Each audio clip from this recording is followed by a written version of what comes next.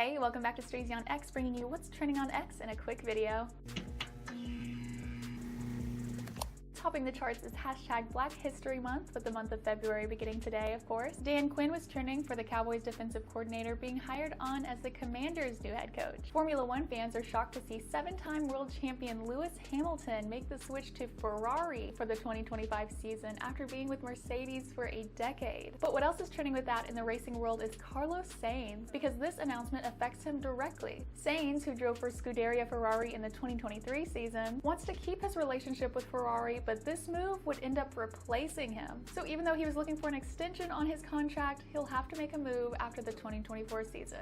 Inter Miami takes on Al Nassr in a soccer match today. Who have you got? And then we see the term censure going around, because Representative Marjorie Greene has introduced a censure resolution on Representative Ilhan Omar, who I talked to you about yesterday, for admitting she's working as a foreign agent for a foreign country. She reads a quote by Omar that states, "The US government will only do what Somalians in the US will tell them to do. They will do what we want and nothing else. They must follow our orders, and that is how we will safeguard the interests of Somalia." End quote. And another quote, "For as long as I am in Congress, Somalia will never be in danger. Its waters will not be stolen by Ethiopia or others. Sleep in comfort knowing that I am here to protect the interests of Somalia from inside the US system." End quote. Marjorie Greene says our country is going to be taken over from the inside. She said if it was up to her, she would have Omar not only censured, but expelled from Congress and deported from the country entirely. And this is something being talked about by other politicians as well. How do you feel about the situation? And lastly, another movie announcement.